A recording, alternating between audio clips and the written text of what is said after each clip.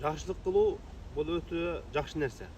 Бирок кээде ошол жакшылыкка жанындагы кээ бирки менменсигендик же болбосо мен жогоруракмын дегендеги сөздөр же болбосо ошол маанини түшүнө турган кыймыл аракеттер дагы кээде жанагы жакшылык кылынган адамга зыян берип койгон учурлар болот. Ошондуктан пайгамбарыбыз алейхисалам колу жукараак бир сахабаны билип калыптыр дагы. Бир күн пайгамбарыбыз алейхисалам бир газотко барып кайтып келгенден кийин жолдо айтыптыр.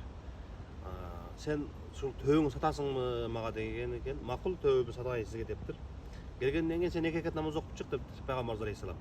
Намаз окуп чыкканга чейин пайгамбарыбыз алейхисалам Билал разияллаху анхуга ошол төөнүн акчасын алып кел деп, акчасын алып келгенден кийин намаз окуп чыкса, төөнүн акчасын берет экен дагы бир аз баскандан кийин келип төөнү дагы алып кете бер, акчасын дагы алып кете бер деп жанагы төөнүн сатып алган сыяктуу кылып, бирок ага жардам берип койгон экен. Ошондуктан урматтуу бир туугандар, кимде ким башка бирөөгө, досуна, таанышына, тууганына бирөөгө жакшылык кылышты каалаган болсо, ошол жакшылыкты зыян бербей турган деңгээлде бергендиги бул эң жакшы. Пайгамбарыбыздын сүннөтүнө ылайыктаган болот. Жанагы жакшылыкты көргөн адам дагы чын дилден, чындап эле жүрөгүнөн ыраазы боло турган деңгээлде болот. Бул туурасында аятта дагы келет.